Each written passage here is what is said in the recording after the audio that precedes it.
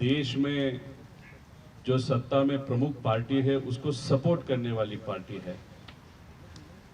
उसी के साथ बहुत बड़े बिजनेसमैन जो पॉलिटिकली लिंक्ड है वो भी वीएसआर कंपनी में इन्वॉल्व है। कॉन्स्पिरेसी के बारे में अगर हम बात करें तो दो टाइप की कॉन्स्पिरेसी हो सकती है, एक तो पॉलिटिकल और कमर्शियल। अभी इसमें से कौन सी है वो हम ढूंढना चाहते हैं। इसमें दूसरी बात ऐसे है कि जो कंपनी रिस्पॉन्सिबल है, जैसे वीएसआर रिस्पॉन्सिबल है, उसको अगर कोई सपोर्ट कर रहा है, उसको अगर कोई बचा रहा है, वो भी एक कॉन्स्पिरेसी हो सकती है। इसलिए इतने पावरफुल लोग इस कंपनी के पीछे है, डीजीसीए के बहुत बड़े अधिकारी इसके पीछे है। तो मुझे लगता है अगर अजीत दादा को हमको न्याय देना है तो महाराष्ट्र के लोग, इस देश के लोग वहां पे प्रयत्न कर रहे हैं, वहां पे उनकी आवाज वो वहां पे बोल रहे हैं। लेकिन अगर इस इन्वेस्टिगेशन को न्याय देने की जरूरत है तो इंडिया के सबसे पावरफुल लोग, जैसे कि इस देश के प्रधानमंत्री साहब नरेंद्र मोदी जी और अमित शाह जी ही अजीत दादा को न्याय दे सकते हैं, क्योंकि जो बाकी जन इसमें इन्वॉल्व है वो भी पावरफुल है। लेकिन आज सबसे पावरफुल इस कंट्री में जो है वो दो लोग होने के कारण मैं उनको विनती करता हूं कि इस इन्वेस्टिगेशन में आप खुद वहां पे ध्यान दो। एक छोटा सा लेटर मोदी साहब के नाम से वहां पे मैं आज उनको देने वाला हूं, ईमेल के माध्यम से, क्योंकि वहां पे मुझे परमिशन मिलेगी नहीं मिलेगी, अपॉइंटमेंट मिलेगी नहीं मिलेगी, वो विषय है। लेकिन आज की जो प्रेस कॉन्फ्रेंस है उसके माध्यम से हमारी एक बहुत बड़ी मांग है कि ये जो मंत्री है, एविएशन मिनिस्टर, उनका रेजिग्नेशन, ये डेफिनेटली हम उनकी मांग करते हैं कि उनका रेजिग्नेशन लिया जाए। मोदी साहब को भी, अमित शाह जी को भी वो मांग हम कर रहे हैं, और leader of opposition Rahul ji Gandhi, उनको भी हम विनती करते कि ये विषय आप अपने हाथों में ले, और ये जो एविएशन मिनिस्टर है जो टीडीपी इस पार्टी के हैं, उनका रेजिग्नेशन लेना ही चाहिए। ये हमारी मांग है। वो क्यों लेना चाहिए उसके बारे में कुछ इन्फॉर्मेशन मैं आगे वाले प्रेजेंटेशन में आप सबको दूंगा। अब ये जो प्रेजेंटेशन है इसमें मराठी में तो प्रेजेंटेशन हमने लिया है, लेकिन मराठी में प्रेजेंटेशन कुछ दिन पहले जो लिया था उसमें से बहुत सारी अलग इन्फॉर्मेशन इस प्रेजेंटेशन में आपके सामने, मतलब दिल्ली में, इंडिया के सामने वहाँ पे प्रस्तुत कर रहे हैं। आगे ये बेसिक इन्फॉर्मेशन है। इसमें अगर आप देखो तो ये 27 मैंने जो चीज़ें बताई थी उस चीज़ों में से कुछ चीज़ें असलियत में आते हुए आप सबने देखा है, जिसमें 27 को क्या हुआ था, क्योंकि क्रिमिनल इन्वेस्टिगेशन करते वक्त आपको उसके पहले क्या हुआ था, बाद में क्या हुआ था, उस दिन क्या हुआ था, ये सब कुछ देखना पड़ता है। या कोई भी इन्वेस्टिगेशन करने के पीछे तो इसका बैकग्राउंड 27 को क्या हुआ तो वो आप सबके सामने हमने बोल के दिखाया था, वो वहाँ पे असलियत में आते हुए देखा। फिर हमने ब्लैक बॉक्स के बारे में शंका व्यक्त की थी, उसके बारे में भी कुछ चीज़ें आप सबके सामने आई है। उसी के साथ हमने ये भी बताया था कि एक्सीडेंट जब हुआ सिर्फ एक वहाँ पे ब्लास्ट नहीं हुआ था, बहुत सारे ब्लास्ट हुए, वो भी आपके सामने वहाँ पे आया था। उसी के साथ अगर आप देखो तो हमने बोला था कि कोई वो जो मेन पायलट था उसके ऊपर प्रेशर डालने के बाद, उसके माध्यम से या ब्लैकमेल करने के बाद उसने कुछ किया होगा। तो अभी जो अहमदाबाद में क्रैश हुआ उसमें भी कुछ इन्वेस्टिगेशन रिपोर्ट्स जो बाहर की कुछ एजेंसी या कंट्रीज़ ने वहाँ पे प्रेजेंट किए, उसमें भी ऐसे दिखा है कि शायद पायलट का कुछ हाथ हो सकता है। तो ये जो चीज़ें आज तक हमने बताई है उसके प्रूफ है, उसका कुछ एनालिसिस है, उसके कुछ डॉक्यूमेंट्स हमारे पास है। उसके साथ हमने ये बताया था कि वीएसआर ये जो कंपनी जो फ्लाइट चलाती है उसमें बहुत सारे इश्यूज़ है, मैकेनिकल है, मेंटेनेंस वाले इश्यूज़ है, पायलट की इश्यूज़ है, और उसके कारण भी ये एक्सीडेंट हुआ होगा या उसके पीछे कोई है वो ढूंढने की आज ज़रूरत है। तो ये सब बेसिक डिटेल्स है। ये एक छोटा सा वीडियो है, मैं अभी आपको दिखा के टाइम नहीं लूँगा, जिसमें 2-3 ब्लास्ट मेन ब्लास्ट होने के बाद भी वहाँ पे ब्लास्ट हुए थे, उसमें हमको यही कहना है कि ये जो फ्लाइट जो क्रैश हुआ था, दादा अजीत दादा जहाँ पे बैठे थे उनके पीछे टॉयलेट सेक्शन होता है, उसके पीछे एक एरिया होता है जहाँ पे बैग्स रखे जाते हैं, तो वहाँ पे एडिशनल पेट्रोल के कैंस वहाँ पे रखे गए थे, ऐसे हम सबका कहना है। और उसके कारण ही मेन जो आग लगी थी वो वहाँ पे होने के कारण ही आग लगी थी, ऐसे हम सबका कहना है।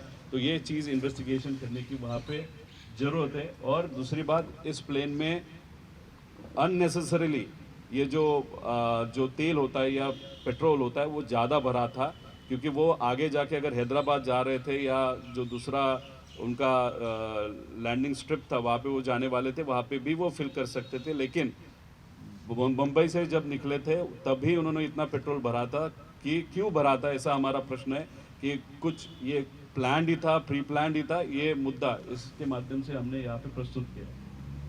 अभी ये एक विषय है जो इंटरनली हमने वहाँ पे निकाला है, फ्यूल इम्बैलेंस, ये मैसेज ये आया था उस दिन फ्लाइट उड़ने के पहले, फिर भी पायलट ने इसको नज़रअंदाज किया। अभी ये नो गो होता है, ये अगर मैसेज प्लेन देता है तो आप फ्लाइट को उड़ा ही नहीं सकते। एक तो जो वहाँ का विजिबिलिटी था वो तो इम्पोर्टेंट विषय है, वो कम होते हुए भी ये फ्लाइट उड़ाया गया। और दूसरी बात, ये वहाँ पे मैसेज आया था, इसे हम सबको पता चला, इसके इन्वेस्टिगेशन करने की ज़रूरत है आगे। अभी देखो, हम हमारे लेवल पे इंफॉर्मेशन मांग रहे हैं, इंफॉर्मेशन निकालने की कोशिश कर रहे हैं। हमारे जो कार्यकर्ता है या दादा पे प्रेम करने वाले लोग हैं, उन्होंने भी जो सीसीटीवी कैमराज है उसके बारे में इंफॉर्मेशन मांगी थी। अनफॉर्चुनेटली वो इंफॉर्मेशन वहाँ पे दी नहीं गई। मतलब इन्वेस्टिगेशन जो कर रहे हैं उनके पास है कि नहीं वो नहीं मालूम, सीआईडी काम कर रही है, लेकिन सीआईडी ने अभी तक एक भी रिपोर्ट वहाँ पे नहीं दिया। लेकिन जो लोग मांग रहे वो भी इंफॉर्मेशन अभी सरकार के माध्यम से आरटीआई या जो भी है वहाँ पे नहीं मिल रही। आगे अभी देखो, इंफॉर्मेशन हमारे लोगों को नहीं मिल रही या हमको नहीं मिल रही, लेकिन हमारे जो ट्रोलर्स है, जो बीजेपी ओरिएंटेड ट्रोलर्स है, जो बहुत अग्रेसिव बने हैं जब से हम वहाँ पे प्रेसिडेंशियल चालू किया है, उनको अगर आप देखो एयरपोर्ट अथॉरिटी के माध्यम से उनको इन्फॉर्मेशन बहुत ईजीली वहाँ पे मिल रही है। मैं कौन से फ्लाइट से गया था, मेरे साथ कौन सा सेलिब्रिटी था, उनके जो भी आधार कार्ड के डिटेल्स है मेरे भी दिए गए और उस सेलिब्रिटी के भी दिए गए थे।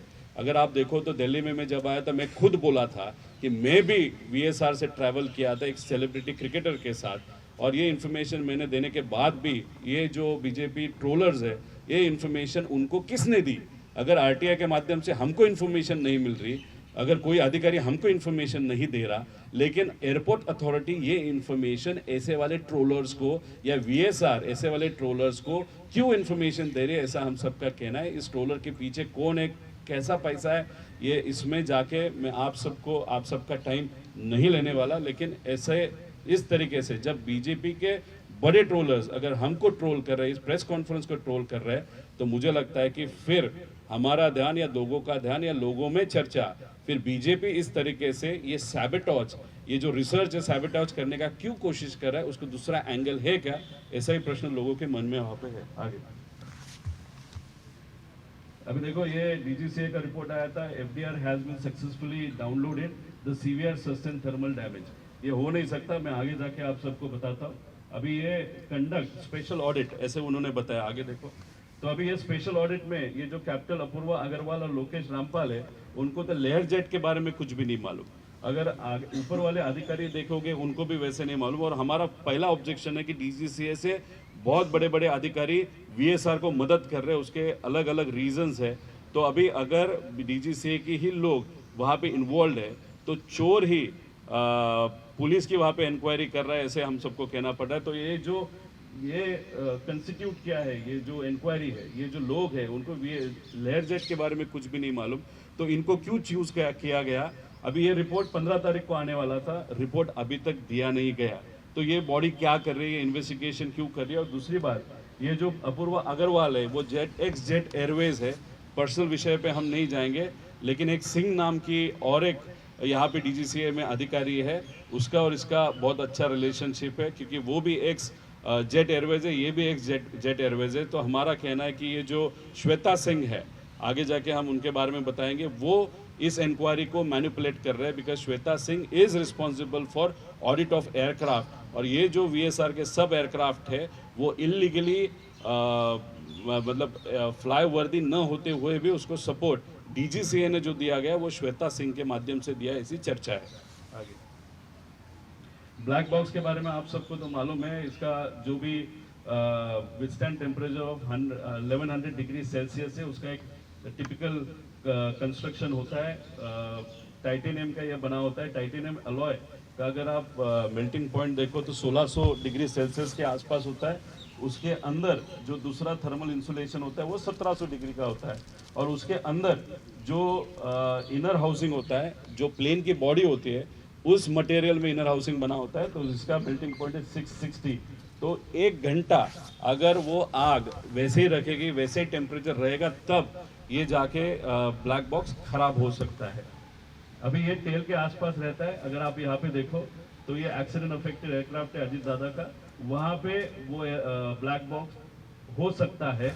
और उसमें अगर आप देखो तो उसके आगे ये जो कॉपर केबल्स है, वायर्स है, वो वैसे भी इंटैक्ट है, और कॉपर का मेल्टिंग पॉइंट है 1085 डिग्री सेल्सियस। तो ये जो बताया जा रहा है कि CVR खराब हो गया, ये अंदर से जला वगैरह, ये टोटली फेक चीज है, वहां पे मैनिपुलेशन हो रहा है, ऐसे हम सबका कहना है। आगे अभी देखो ये जो मंत्री है पीछे, अगर ये मंत्री जो है उन्होंने 9 करोड़ की एक लैब वहाँ पे इनॉग्रेट की थी, अगर इतना पैसा आपने डाला है तो आप उसी के माध्यम से वहाँ पे क्यों प्रॉपरली इन्वेस्टिगेशन नहीं करते। लेकिन ये जो मंत्री, उनके ऊपर ही हमारा मेन ऑब्जेक्शन है, तो इसीलिए वो वहाँ पे रहना उचित नहीं रहेगा इन्वेस्टिगेशन के लिए, ऐसा हम सबका कहना। आगे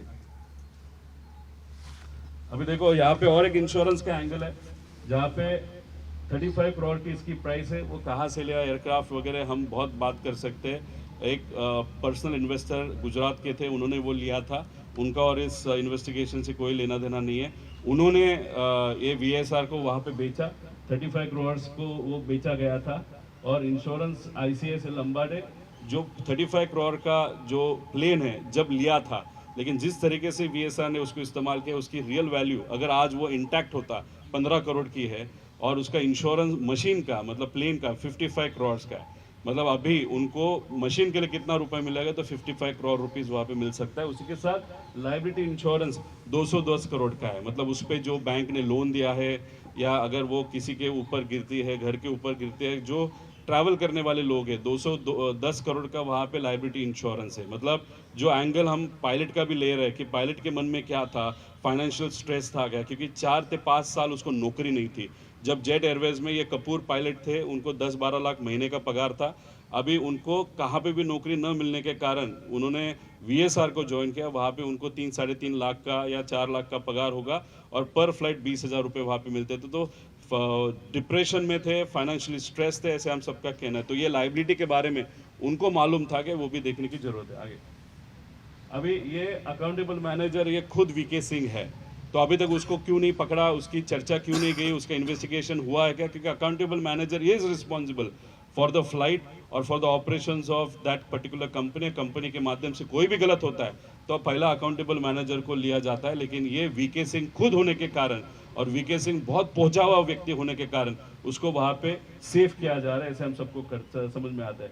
चीफ फ्लाइट सेफ्टी ऑफिसर एक अलग नाम का है, उसका नाम हमारे पास आया, लेकिन और डिटेल्स हमारे पास आएंगे। लेकिन ये जो बंदा है, जो हमको पता चला है, उस पर रेप चार्जेस भी है, और वो अलग चीज़ है। लेकिन इन तीनों को वहाँ पे अभी तक इंक्वायरी में नहीं लिया, ऐसे हम सबको लगता है। पूरे अभी देखो, कोई भी अगर आप JCB चलाते हो या पोकलान चलाते हो या ट्रक चलाते हो, तो आपको मोटरसाइकिल का लाइसेंस शायद नहीं मिलेगा, या मोटरसाइकिल चलाते हो तो आपको किसी और का लाइसेंस वहाँ पे नहीं मिलेगा। लेकिन यहाँ पे अगर आप फ्लाइट में देखो, लेगेसी का लाइसेंस चलाने का आपके पास है तो लेयर जेट नहीं चलाते सकते, लेयर जेट चलाने का लाइसेंस आपके पास है तो आप लेगेसी या जो भी है हॉकर वगैरह ऐसे जो एयरक्राफ्ट वो नहीं चला सकते। एक टाइप का प्लेन का लाइसेंस आपके पास है तो एक ही टाइप का आप चला सकते हो। लेकिन VSR में ये जो कपूर नाम के जो एक्सीडेंट में इन्वॉल्व पायलट थे, वो अलग अलग एयरक्राफ्ट वहाँ पे चलाते थे, उसके बारे में भी प्रूफ है, इन्वेस्टिगेशन में आएगा। रोहित सिंह जो ओनर का बेटा है, वो भी इस तरीके से अलग अलग फ्लाइट अलग अलग दिन पे वहाँ पे उड़ाते थे, विच इज इलीगल। आगे।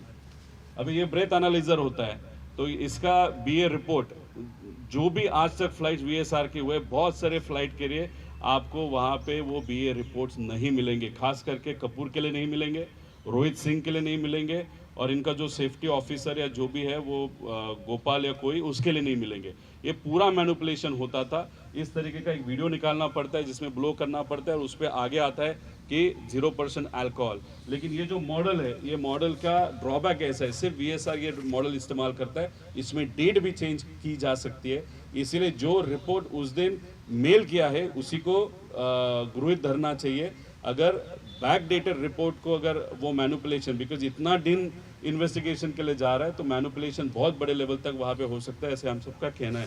और दूसरी बात, इरेगुलरिटीज, मतलब एक कैबिन क्रू, मतलब ये जो हमारी माली मैडम थी वो कैबिन क्रू ही थी, लेकिन उनको शायद बताया नहीं गया था कि उनका ट्रेनिंग नहीं है, उनका लाइसेंस नहीं था, इसीलिए बहुत बार उनको वहाँ पे पैसेंजर के नाम पे वहाँ पे दिखाया गया था। और ये सिर्फ उनकी बारे में नहीं होता था, बहुत जन के बारे में होता था, इसलिए वो भी मैनिपुलेशन वहाँ पे होता था।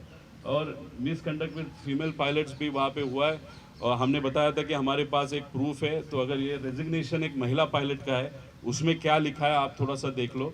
ऐसे बहुत सारे पायलट ने मास रेजिग्नेशन देने की भी कोशिश की थी, लेकिन डीजीसी हाथ में होने के कारण ये जो पायलट होते हैं आगे जाके जिस कंपनी में जाते हैं वहाँ पे उनको तकलीफ जानबूझ के दी जाती है, ऐसे हम सबको पता चला है।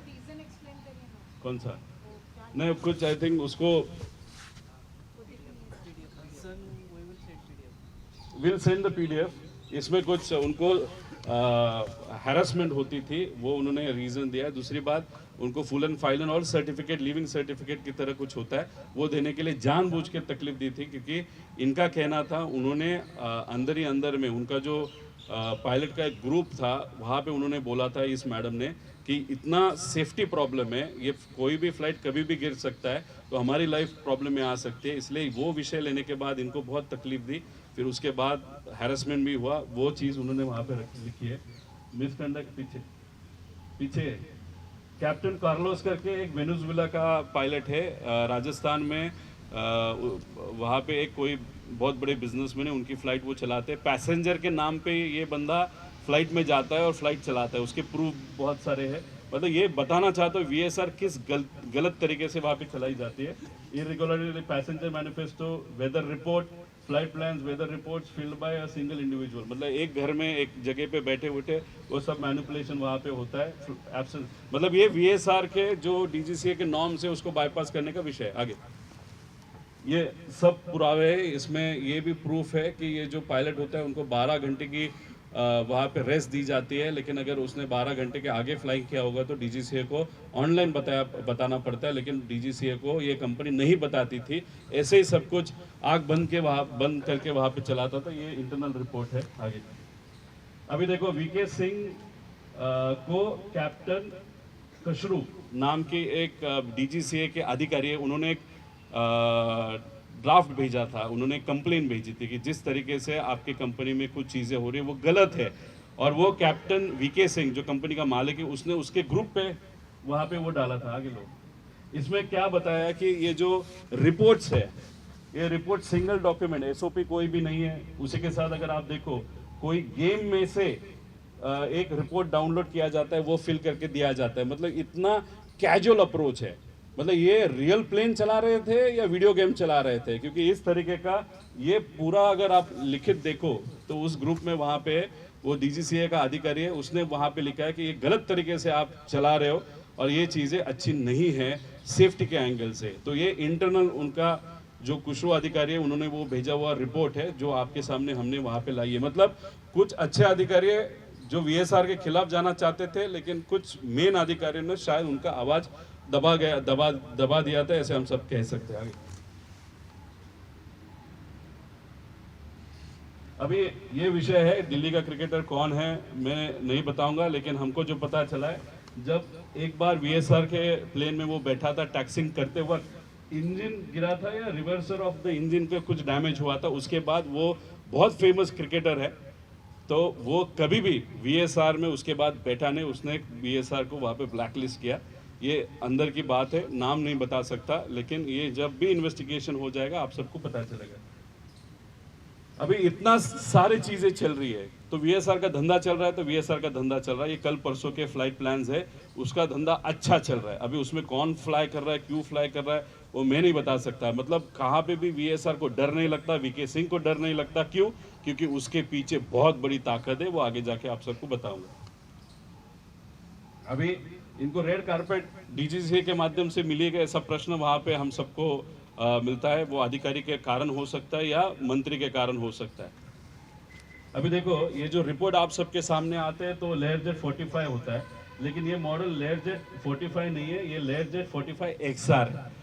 लेकिन मतलब ये मुझे तो समझ में नहीं आता। पीआईबी का माध्यम से ये रिपोर्ट्स हमारे पास आए, डीजीसी हमको दे रही है, लेकिन वो अगर मॉडल ही प्रॉपर्ली लिख नहीं पा रहे, उनको मॉडल कौन सा है वो भी नहीं मालूम, तो इन्वेस्टिगेशन किस टाइप का वो वहाँ पे कर रहे हैं। ये यूएस में उनका ये this is 45 and this is Learjet 45 XR, ये उन्हीं के वेबसाइट पे है। आगे अभी देखो, यहाँ पे जो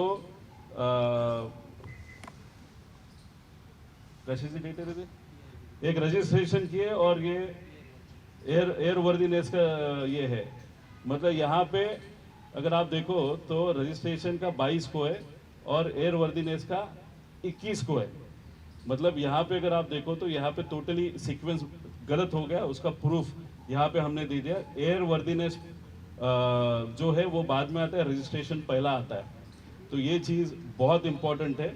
मतलब यहाँ पे अगर आप देखो तो डिलीवरी पहली हुई बच्चे की और फिर बाद में औरत वहाँ पे प्रेग्नेंट हुई। ऐसे अगर आप बोलो लाइट वर्ड्स में अगर बताना है तो इस चीज़ में ऐसे दिखता है। मतलब यहाँ पे डॉक्यूमेंटेशन में ही बहुत बड़ा एरर है। आगे, और इंजन का जो लाइफ होता है 5000 आवर्स का होता है। अगर यहाँ पे देखो तो अजीत दादा का जो एक्सीडेंट हुआ था तब इसमें सिर्फ 85 घंटे वहाँ पे बाकी थे। अगर मैं भी जब भी फ्लाइट करता हूँ तो 400-500 मिनिमम वहाँ पे आवर्स रहने चाहिए रीऑयलिंग के लिए। वहाँ पे एयर वर्क जो ये कंपनी एरो वो भी जिम्मेदार है, वीएसआर भी जिम्मेदार है और गवर्नमेंट के जो अधिकारी वो भी इसमें जिम्मेदार है। और दूसरी बात, अगर ये हनीवेल को डायरेक्ट पूछा जाएगा तो वो बताएंगे कि इसकी लाइफ शायद 8000 के भी आगे, क्योंकि उस तरीके का मैनिपुलेशन ऑफ वर्किंग आवर्स ये वीएसआर करती थी। आगे अब ये देखो, ये जलने के बाद एक नंबर आगे आया, उस पर कलर किया था, वो भी प्रॉपरली नहीं किया था, वो है NATPQ। ये हमारे यूएस के कॉन्टैक्ट से हमने इन्फॉर्मेशन निकाली। ये यूएस से, ये जो एयरक्राफ्ट है यूएस से वहाँ पे लिया गया था और ये यूएस में रजिस्टर्ड था। फिर इंडिया में आने के बाद ये यहाँ पे वीएसआर इस्तेमाल कर रहा था। आगे अब ये सप्लीमेंटेड टाइप सर्टिफिकेट, मतलब अगर कोई भी प्लेन यहाँ पे इंडिया में रजिस्टर करना है, डीजीसीए के लिस्ट में कुछ डिटेल्स होता है, उसके हिसाब से ही अगर उस मशीन में पार्ट्स होंगे, इक्विपमेंट्स होंगे तो ही वो परमिशन देते इंडिया में रजिस्टर होने का। तो अगर आप स्पेशल टाइप सर्टिफिकेट आगे लाए। अभी यहाँ पे जो जिसके बारे में हम बात कर रहे हैं CVR, वो फ्लाइट में CVR की जो क्षमता थी it was only for 30 minutes. But अगर आप देखो गवर्नमेंट जो है DGCA सिविल एविएशन की रिक्वायरमेंट इज 2 आवर्स। मतलब अगर प्लेन में CVR 30 मिनट का ही है और आपका रूल बोलता है कि वो 2 घंटे का चाहिए, तो आपने फिर वो प्लेन रजिस्टर कैसे किया ये हम सब जानना चाहते हैं। लेकिन ये 30 मिनट जो है वो एक्सीडेंट के 30 मिनट पहले, मतलब जो भी एंड वाला होता है या जो लेटेस्ट वाला होता है, इसलिए लास्ट 30 मिनट्स में क्या हुआ है ये CVR के माध्यम से हमको पता ही चल सकता है। और ये जला वगैरह नहीं है, ये सिर्फ बात करने की बात है कि जला है या उसको इम्पैक्ट आया, क्योंकि उसमें से बहुत सारी चीज़ें आप सबके सामने आ सकती जो ये शायद VSR या VSR के पीछे जो है वो उसको दबाना चाहते हैं। आगे अभी दूसरी बात, ये जो कनाडा के हमारे सोर्स से हमने जो इन्फॉर्मेशन वहाँ पे निकाली थी सप्लीमेंट टाइप फॉर ये जो FDR, मतलब अभी FDR की चर्चा चल रही है ब्लैक बॉक्स के अंदर, ये कनाडा की कंपनी है। तो unfortunately this company in India is not permitted. ये प्लेन में ये FDR था, then also DGCA had approved this particular plane, और जिसको आपने परमिट ही नहीं किया था उसी लोगों को अभी आप बुला रहे हो, दैट इज L3 टेक्नोलॉजीज, और उनको बोल रहे हो कि अब इन्वेस्टिगेशन के लिए आप मदद करो। मतलब यहाँ पे DGCA के माध्यम से ये प्लेन रजिस्टर ही इंडिया में नहीं होना चाहिए, लेकिन यहाँ पे किए जाते हैं। उसके पीछे जो लोग कहते हैं, श्वेता सिंह नाम की जो है, उन्हीं के साथ उनका जो पूरा टीम है, इस तरीके से गलत मशीन्स या प्लेन्स वहाँ पे इंडिया में रजिस्टर की जाती है, और उसका ये एग्जाम्पल है। आगे अभी ये देखो, ये सुमित कपूर के बारे में आपको बहुत सारी चीजें बताई, वो मैं नहीं बताऊंगा। अभी ये साउथ वेस्ट एयरलाइन का जब एक्सीडेंट हुआ था, उसका जो प्रिलिमिनरी रिपोर्ट है वो 2 दिन में आया था। अभी तक हमारा रिपोर्ट, जो अजीत दादा का एक्सीडेंट वहां पे हुआ है, उसका रिपोर्ट अभी तक नहीं आया। अभी उसके पीछे क्या कारण है? उसके पीछे आप पेपर वर्क कर रहे हो, वीएसआर को बचाना चाहते हो, या इसमें डेफिनेटली कुछ पॉलिटिकल कॉन्स्पिरेसी है जिसके कारण ये इन्फॉर्मेशन आगे आना ही नहीं चाहिए, ये कोशिश कोई कर रहा है।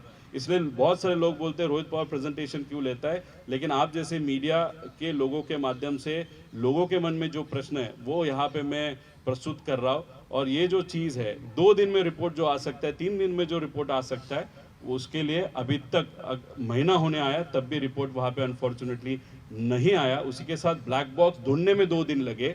वो ब्लैक बॉक्स बारामती में रखा गया, वो लेके जाने के लिए उनको 4-5 दिन लगे, और कमिटी वहाँ पे एस्टेब्लिश करने के लिए उनको 4 दिन लगे। मतलब ये एजेंसी के लोग, गवर्नमेंट में से कोई लोग, और ये वीएसआर के कारण जानबूझ के अजीत दादा का जो क्रैश का इंक्वायरी है वो आगे पुश करना चाहते हैं और उसमें मैनिपुलेशन करना चाहते हैं, ऐसे हम सबका कहना है। ये सब देखने के बाद ये श्वेता सिंह कौन है, उसकी इंफॉर्मेशन आप सब निकालो, आप सबको पता चलेगा इनके बारे में। एक तो महाराष्ट्र में ये नोन है, वेरी पावरफुल, इनके जो संबंध है वो बहुत पावरफुल लोगों के साथ है, उनकी पहचान बहुत पावरफुल लोगों के साथ है, इसलिए इनका कहना है इनको कोई हाथ नहीं लगा सकता। लेकिन जो भी जो एनवायरनमेंट होता है एविएशन इंडस्ट्री का, उनके साथ या जो भी इन्वॉल्व लोग हैं उनके साथ बात करने के बाद ये पता चलता है कि सबसे इम्पोर्टेंट व्यक्ति अगर डीजीसीए में कौन है तो ये व्यक्ति है, ऐसे कहा जाता है। उसका इंफॉर्मेशन और ये इन्वेस्टिगेशन में इनका इन्वॉल्वमेंट होना वो इस इन्वेस्टिगेशन के लिए उचित नहीं है, ऐसे हम सबका कहना है। अभी देखो, ये वीएसआर कंपनी 16 में 10 करोड़ का रेवेन्यू था, 19 में 64 करोड़ का, 25 में 500 करोड़ के असेट वैल्यू है। और अभी ये जो विजय सिंह है, अभी ये कौन इतना बड़ा बनते हैं? रोहित सिंह का जब शादी था तब बीजेपी के बहुत सारे मुख्यमंत्री, एक्स एविएशन मिनिस्टर और बहुत सारे ऐसे लोग और कुछ दूसरे राज्यों के जो मेन मुख्यमंत्री है या पार्टी के प्रमुख है, वो भी रोहित सिंह के शादी के लिए, जो शायद फरवरी 2025 में राजस्थान में हुआ था, उसके लिए वहाँ पे लोग गए थे। अभी रोहित सिंह कहाँ पे, तो मज़ा मार रहा है, वो मियामी में है, यूएस में है, उसको कुछ फर्क नहीं पड़ा, उसको जाने भी दिया। वो डायरेक्टर है, उसको पकड़ा जा सकता था, उससे चर्चा की जा सकती थी, इंफॉर्मेशन निकाली जा सकती थी, लेकिन रोहित सिंह अभी वहाँ पे नहीं है। और उसी के साथ अगर आप देखो तो हमने रोहित सिंह के फोटो निकालने की कोशिश की। जब वीएसआर ये एक्सीडेंट होने के पहले रोहित सिंह के बहुत सारे फोटो आपको मिलते थे गूगल पे, लेकिन अभी रोहित सिंह के बारे में कोई भी फोटो आपको नहीं मिलेगा। अगर गूगल में से भी अगर फोटो निकालने की अगर टेक्नोलॉजी है तो वो गवर्नमेंट के पास है या प्राइवेट एजेंसी उसने लगाई, लेकिन वो फोटो क्यों निकाले? जब गलतियां होती है और आपके मन में होता है कि गलती हुई है या कुछ छुपाना है, तब भी इतना हाई लेवल की इन्वेस्टिगेशन या जो भी एजेंसी उसका इस्तेमाल करके आप फोटोज वाइप आउट कर सकते हैं। लेकिन ये रोहित सिंह के बारे में वहाँ पे हुआ, ऐसे हम सबका कहना है। डीजीसीए इतना क्यों मदद कर रही है?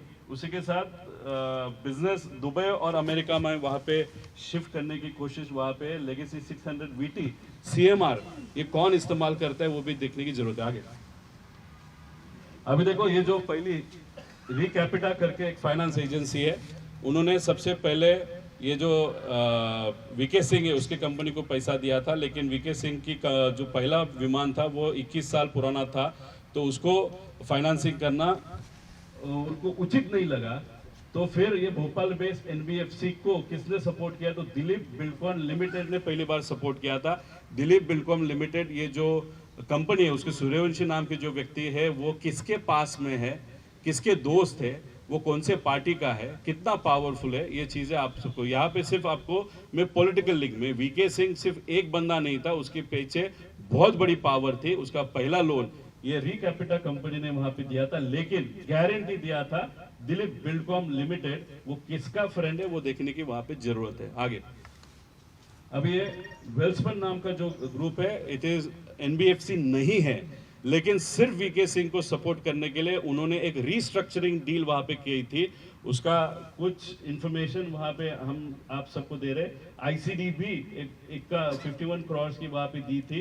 तो ये जो चीजें हैं, और सिर्फ वीके सिंह के कंपनी को फंडिंग होने के लिए ये जो ग्रुप है, ये ग्रुप क्यों इतना सपोर्ट कर रहा है? आप एनबीएफसी नहीं हो, फिर भी आप एक रीस्ट्रक्चरिंग मॉडल वहाँ पे फाइनेंशियल स्ट्रक्चरिंग मॉडल निर्माण करते हुए वहाँ पे आप क्यों कर रहे हो? तो ये जो छोटे छोटे नेता जो गुजरात के हैं, उनके पास वाली ये कंपनी ऐसे हम सबको वहाँ पे लगता है छोटा नेता, बड़ा नेता नहीं। आगे अब ये सबसे बड़ा और इम्पोर्टेंट चीज है, why aviation ministry is defending ये वीएसआर। ये अग्रीमेंट के कॉपी है, बहुत बड़ी अग्रीमेंट है, उसके डिटेल्स वहाँ पे हमने नहीं डाले। अभी इस अग्रीमेंट के अंदर हम जाने का जब प्रयास किया आगे, तो अभी इन्होंने स्टेटमेंट क्या दिया था 28 तारीख को, मतलब अजीत काका का जब एक्सीडेंट हुआ था उसी दिन मंत्री जो है हमारे देश के, उन्होंने एविएशन मिनिस्टर, उन्होंने क्या स्टेटमेंट दिया था कि no safety concern with Learjet aircraft VSR ventures. ये डायरेक्ट उनका स्टेटमेंट था। मतलब यहाँ पे हम इन्वेस्टिगेशन करके बात कर रहे हैं, या हमारे पे टीका जब होती तो बोलते आप थोड़ा इन्वेस्टिगेशन रिपोर्ट आने दो फिर बात करो, लेकिन यहाँ पे डायरेक्ट एविएशन मिनिस्टर से वहाँ पे कहा था कि यहाँ पे कुछ प्रॉब्लम नहीं है, वो वहाँ पे शायद कुछ नो मेजर सेफ्टी कंसर्न्स ऐसे उन्होंने वहाँ पे डायरेक्टली कहा। ऐसा क्यों कहा? क्योंकि ये क्वेश्चन हम सबको वहाँ पे लगता है। देखो, वीएसआर कंपनी से कोई लेना देना नहीं। जब मैंने यहाँ पे बम्बई में दिल्ली में आके जब एक स्टेटमेंट किया था कि यहाँ पे aviation minister somehow not directly but through his party's leadership is involved with VSR, तब उन्होंने वहां पे वीएसआर कंपनी से कोई लेना देना नहीं, सूत्र के माध्यम से उन्होंने बताया था। अभी ये सूत्र कौन है वो देखने की जरूरत है। फिर हम डिटेल में वहां पे जाने के बाद आगे लो आगे। अभी देखो, दूसरी बात है लेगेसी 650 हैदराबाद, बहुत मॉडर्न एयरक्राफ्ट है, 160 करोड़ का है। अभी इसकी डिटेल्स भी हमारे पास आया, अभी दुबई में उसका रजिस्ट्रेशन है, उसकी डिटेल्स हम देंगे वो किसका है वगैरह, लेकिन हम इतना डिटेल में नहीं जाना चाहते। जिसका भी है उसको कहना इतना ही है, आप कैसे खरीदा, किधर से पैसा लाया, किसके नाम पे, कुछ लेना देना नहीं हमको। लेकिन अगर आप वीएसआर से रिलेटेड हो और इन्वेस्टिगेशन अगर ट्रांसपेरेंटली नहीं हो रहा क्योंकि आप वीएसआर के दोस्त हो या वो सिंह के दोस्त हो, ये चीज़ हमको मान्य नहीं है, हम एक्सेप्ट नहीं करते। हमारे फैमिली के एक रिलेटिव इस एक्सीडेंट में गए हैं, इस महाराष्ट्र का बहुत बड़ा नेता, इस देश का बड़ा नेता इस एक्सीडेंट में वहाँ पे गया है। सिर्फ वे आपके दोस्त है और फाइनेंशियली आप रिलेटेड हो, इसलिए अगर आप ये चीज़ दबा रहे हो तो ये हम एक्सेप्ट नहीं करेंगे। ये लेगेसी 600 बीटी वीएसवी, ये अभी दूसरा महाराष्ट्र का विषय है। अभी ये लिया था जर्मनी से आया सिंगापुर से आया दिल्ली आया था, दिल्ली में 12 दिन वहाँ पे रहा था। फिर ये 25 दिसंबर 2025 को मुंबई में लैंड हुआ था। उसके उसी दिन या दूसरे दिन जिस व्यक्ति ने इसके सामने नारियल फोड़ा, उनको मुझे कहना है, और जिस व्यक्ति का उसको फ़ोन आया था उनको मुझे कहना है कि अजीत दादा आपके दोस्त रहे हैं, आप उनके साथ काम किए हो, तो अगर इस इन्वेस्टिगेशन में वीएसआर की बाजू आप में से कोई भी वहाँ पे ले रहा है तो मुझे लगता है वो चीज़ अच्छी नहीं होगी, नॉट फॉर अजीत दादा, नॉट फॉर द इन्वेस्टिगेशन, और लोगों की जो इच्छा है उस इच्छे के लिए भी ये चीज़ अच्छी नहीं है। इसलिए फाइनेंशियल फ्रेंडशिप से लेकर ज़्यादा मुझे लगता है कि आपकी जो पॉलिटिकल फ्रेंडशिप थी या व्यक्तिगत फ्रेंडशिप थी उसको ज़्यादा इंपॉर्टेंस देने की ज़रूरत है। ये ज़्यादा डिटेल में मैं वहाँ पे नहीं जाऊँगा, इसके सब डिटेल्स है, कल कहाँ से वो फ्लाई किया, परसों कहाँ से फ्लाई किया, लेकिन इस पर सिर्फ मेरा कहना है कि आप प्लीज़ वीएसआर की बाजू मत लो, दादा की बाजू, अजीत काका की बाजू वहाँ पे लो। इतनी बिनती, आप बहुत पावरफुल हो वो हम जानते हैं, लेकिन फिर भी इस विषय में आप प्लीज़ सिर्फ दादा की बाजू लो, ऐसे हम सबका पर्सनल कहना है। आगे अभी देखो, ये जो वीएसआर को हम क्यों बोल रहे हैं कि ये जो मंत्री है aviation minister of this country, why he should resign, the reason ही वीएसआर इस कंपनी को, जिस कंपनी ने वहां पे फाइनेंस किया, that is heritage fine lease, इसके अगर डायरेक्टर आप देखो तो टीडीपी जो पार्टी है, टीडीपी पार्टी के जो नेता है, जो प्रमुख है, जो आंध्र के मुख्यमंत्री है, उनसे कोई रिलेटेड आपको दिख रहा है? तो डेफिनेटली उनसे रिलेटेड वहां पे है। तो अगर आपके एक कौन से तो भी कंपनी ने अगर वीएसआर को वहां पे फंडिंग किया है, ऑफिशियली ये सब पेपर पे उसका रीस्ट्रक्चरिंग वहां पे लोन का वहां पे किया गया है, तो कैसे हम समझे कि आप यहाँ पे ट्रांसपेरेंट इंक्वायरी इन्वेस्टिगेशन अजीत दादा के केस में वहां पे करोगे? आपको अगर पैसा इंपॉर्टेंट है तो आप ऐसे ही कुछ चीजें करोगे जिसके कारण वीएसआर को वहां पे मदद होगी, ऐसे हम सबका कहना है। क्योंकि जिस तरीके से इन्वेस्टिगेशन वहां पे चालू है, वहां पे डीजीसीए और वहां पे मंत्रालय के माध्यम से डेफिनेटली कुछ ना कुछ तो प्रेशर है to save VSR and not to give justice to Ajit Pawar. इसीलिए हम सबका कहना है, इसके पहले भी हमने जब बोला था तब सोर्सेस के माध्यम से एविएशन मिनिस्टर ने बताया था हमारा कुछ लेना देना नहीं, आपको हम दिखा रहे हैं कि इनका लेना देना है। और उसी के साथ जो राजस्थान में जो रोहित सिंह का वहां पे शादी हुआ था, उसमें भी टीडीपी के वरिष्ठ नेता वहां पे शादी के लिए गए थे, ऐसे हम सबका कहना है। उसका प्रूफ भी है, वो आगे जाके हम कभी आपको देंगे। और ये तो डायरेक्ट कमर्शियल वहां पे प्रूफ है, आपकी नेता की फैमिली की कंपनी वीएसआर को अगर फंडिंग कर रही है तो आप डेफिनेटली ये जो इंक्वायरी है, इंक्वायरी में हस्तक्षेप वहां पे ला रहे हो। आप शायद कॉन्स्पिरेसी में नहीं रहोगे, लेकिन कॉन्स्पिरेसी में आप नहीं हो, लेकिन जिस कंपनी के माध्यम से, जिस कंपनी के कारण वो एक्सीडेंट हुआ, जिसका वो ओनरशिप का एयरक्राफ्ट था, वो एयरक्राफ्ट वाले कंपनी को, वो जो वीके सिंह है उसको आप सेफ करने की कोशिश, बिकॉज आपका कुछ फ्रेंडशिप और कमर्शियल लिंकेजेस उस कंपनी के साथ है, ऐसा हमका कहना है। इसलिए नरेंद्र मोदी साहब को मैं विनती करता हूँ कि ये जो एविएशन मिनिस्टर है इस कंट्री के, उनको उनके पद से वहाँ पे हटाया जाए, क्योंकि ये बहुत महाराष्ट्र के लिए इंपॉर्टेंट विषय है अजीत दादा का एक्सीडेंट। और जिस कंपनी के एयरक्राफ्ट में वो एक्सीडेंट हुआ, उस कंपनी का और टीडीपी का डायरेक्ट रिलेशन वहां पे है, ऐसे हम सबका कहना है। और सिर्फ एक प्लेन के माध्यम से नहीं, ऐसे दो प्लेन हैं, एक लेगेसी 650 और लेगेसी 600, जो डायरेक्टली इनडायरेक्टली ये जो टीडीपी के नेता है उनसे रिलेटेड है। इनडायरेक्टली मतलब एक बिजनेसमैन है जो उनके क्लोज है, उनका वो प्लेन है।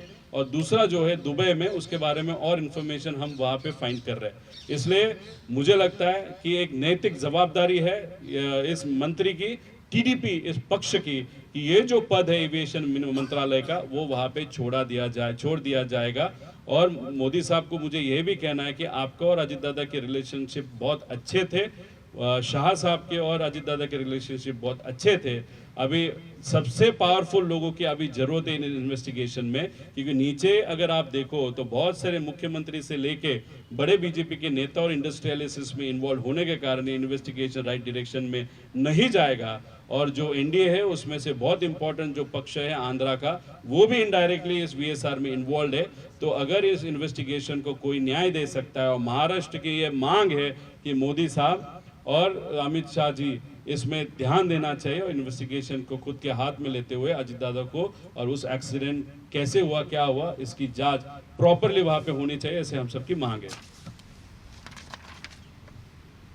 अभी ये सब विषय आप सबको बताए थे, और उसी के साथ हमारा कहना है कि ये जो इन्वेस्टिगेशन जो भी होगी, अभी महाराष्ट्र से मांग है सीबीआई, मतलब अजीत दादा का जो पक्ष है सीबीआई के माध्यम से वहाँ पे की जाएगी, सीआईडी चल रही है। लेकिन हम सबका कहना है उसके ऊपर एक कमेटी होने की ज़रूरत है, जिसमें लीडर ऑफ अपोजिशन उस कमेटी में चाहिए, उसी के साथ सुप्रिया ताई हो, अजीत दादा के पक्ष के जो भी लोग हैं वो है, एक जज हो, एक अधिकारी हो, ऐसे सब मिला के बहुत अच्छी कमेटी एक वहाँ पे देख रेख करने के लिए वो कमेटी की फॉर्म करने की ज़रूरत है। उसके नीचे जो भी है सीआईडी हो या सीबीआई हो और कोई हो या इंटरनेशनल एजेंसी, उस पर कंट्रोल रखने की एजेंसी, और 2 महीने का वहाँ पे टाइम दिया जाना चाहिए कि ये फाइनल इन्वेस्टिगेशन रिपोर्ट वहाँ पे आने का। क्योंकि हमारा कहना है कि ये वीएसआर कंपनी को बहुत बड़ी ताकत होने के कारण बहुत सारे डॉक्यूमेंट का मैनिपुलेशन चालू है और आगे भी चालू रहेगा, और इस कंपनी को बचाने का प्रयास बड़े बड़े बिजनेसमैन और पॉलिटिकल लोग भी वहाँ पे करेंगे। इसलिए जस्टिस फॉर अजीत दादा, इसके ये माध्यम से यहाँ पे हम रिक्वेस्ट कर रहे हैं, एक तो रेजिग्नेशन एविएशन मिनिस्टर का, उसी के साथ इन्वेस्टिगेशन करते वक्त अच्छे तरीके से ट्रांसपेरेंट लेवल तक वो इन्वेस्टिगेशन वहाँ पे होना चाहिए। हमारे पास जो जो कागज़ वहाँ पे आए हैं, आज तक के सब कागज़ हमने सब मंत्रालय को वहाँ पे दिए हैं। अभी भी जो कागज़ हमारे पास आए वो भी हम वापस ईमेल के माध्यम से वहाँ पे वो प्रूफ उनको वहाँ पे देंगे। अभी देखो ये बहुत पर्सनली ये चीज़ वहाँ पे हम कर रहे हैं, सिर्फ अजीत दादा के प्यार के लिए, और हमारे राज्य का बहुत बड़ा नेता वहाँ पे गया है।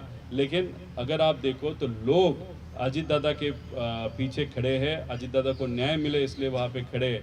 लेकिन लोगों को कहना इतना ही है कि ये जो पॉलिटिकल उनके फ्रेंड्स थे, उन्होंने उनको सपोर्ट करना बंद किया है क्या?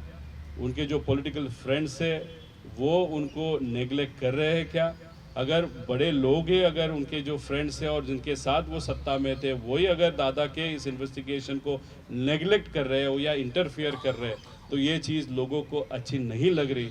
इसलिए महाराष्ट्र के लोगों के माध्यम से मैं विनती करता हूँ पीएम साहब को, एचएम साहब इंडिया के, कि आप ये इन्वेस्टिगेशन में वहाँ पे ध्यान दो। ये महाराष्ट्र के लोगों की वहाँ पे मांग है। और आगे 28 से 29 तारीख को शायद प्रिलिमिनरी रिपोर्ट आएगा, ऐसे हम सबको पता चला है।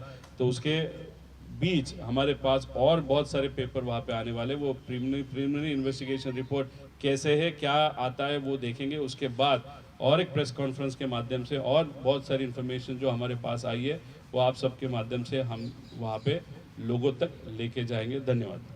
मोहित, आपने जो अभी एविएशन मिनिस्टर के रेजिग्नेशन की बात कही और जो बातें आपने प्रेस कॉन्फ्रेंस में कही, क्या ये चीज़ें शरद पवार साहब अप्रूव करते हैं? क्या उनको ये सारी चीज़ों की जानकारी है कि आप ये सब कर रहे हैं? देखो, हमारे पार्टी में जो चीज़ सच है, जिसके डॉक्यूमेंटेशन है, अगर आप बहुत अच्छी तरीके से रिसर्च करके एक आध विषय आगे लेके जा रहे हो, तो वो फ्लेक्सिबिलिटी और वो अथॉरिटी हम सबको वहाँ पे हमारे पार्टी ने वहाँ पे दी है। अगर देखो यहाँ पे जो दिल्ली में प्रेस कॉन्फ्रेंस हम ले रहे हैं, वो सुप्रिया सुले और पवार साहब के घर पे ही वहाँ पे प्रेस कॉन्फ्रेंस ले रहे हैं। इससे आप जो समझना है वहाँ पे समझ लो। लेकिन एक विषय अगर एक व्यक्ति वहाँ पे ले रहा है तो उस विषय में और बहुत सारे लोग आके कंफ्यूजन न क्रिएट करे, इसलिए वहाँ पे मैं ही अकेला इस विषय को आगे लेके जा रहे हैं। बाकी पॉलिटिकल विषय जो है वो हमारे जो सुप्रियाताई हो और जो अलग सब इम्पोर्टेंट नेता है उस पॉलिटिकल विषय पे वहाँ पे वो ध्यान दे रहे हैं। लोगों का क्या कहना है, हमारा क्या कहना है, आज तक जो भी इन्वेस्टिगेशन हमने जो की है उसके बारे में जो भी प्रेस के माध्यम से बताना है वो सिर्फ मैं और मैं ही वहाँ पे कर रहा हूँ। क्या आपकी जान को खतरा है, ऐसा कहा जा रहा है? देखो, इतना बड़ा विषय, इतने बड़े लोग इस वीएसआर कंपनी में इन्वॉल्व है, तो लोगों के मन में अभी शंका वहाँ पे निर्माण होने लगी कि मेरे जान को या मुझे कुछ खतरा है। अगर आप मेरे बारे में बात करो तो मैं किसी से नहीं डरता, लेकिन मेरी जो फैमिली है, ताई ने कही है ये बात। ताई है, फैमिली तो ताई भी है, मेरी वाइफ है, मेरे बच्चे हैं, मेरे इन लॉज है, मेरे पापा मम्मी है, मेरे कार्यकर्ता है, उन सब का कहना है कि आप ये सब चीज़ें क्यों कर रहे हो, किसके लिए कर रहे हो। मैंने उन्होंने कहा कि आपको डर लग रहा है, ये जायज़ है, लेकिन किसी को तो ये विषय लेके जाने की ज़रूरत है। अगर सभी शांत हो गए तो अजीत दादा को न्याय कैसे मिलेगा? महाराष्ट्र का बहुत बड़ा नेता ये आज हमारे बीच नहीं है, तो उनको न्याय देने के लिए कितना भी रिस्क हो तो वो तो उठानी पड़ेगी, किसी को तो लड़ना पड़ेगा। इसलिए लोगों के तरफ से वहाँ पे मैं यहाँ पे और मेरे साथ मेरी जो पूरी टीम है वो यहाँ पे लड़ रही है। अगर सरकार सिक्योरिटी दे रही तो आप लेंगे क्या?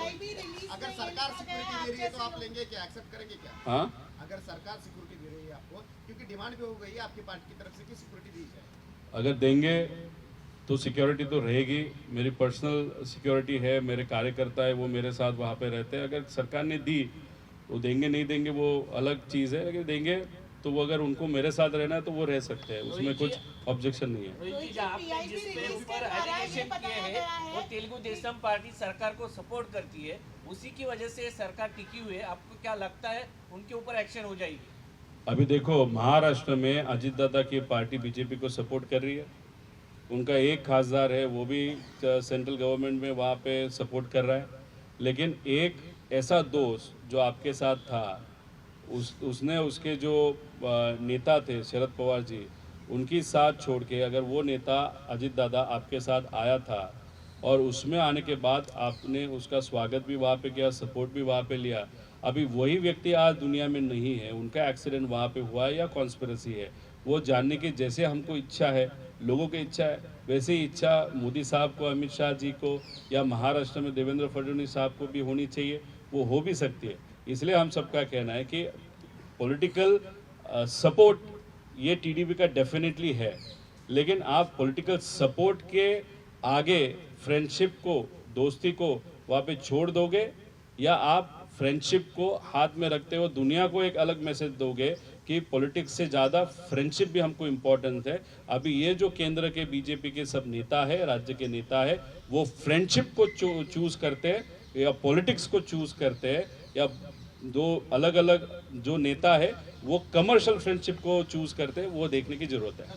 एविएशन मिनिस्ट्री की ओर से रोहित जी करने के लिए डिमांड कर रहे हैं। नहीं, ये मैं नहीं कह सकता, लेकिन मंत्री को तो निकाल दो, क्योंकि एक तो मंत्री वहाँ पे है और मंत्री का जो नेता है उसके ही डायरेक्ट वीएसआर के साथ अगर रिलेशनशिप है और उनके पास इन्वेस्टिगेशन रहेगा तो वो हमको न्याय नहीं होगा।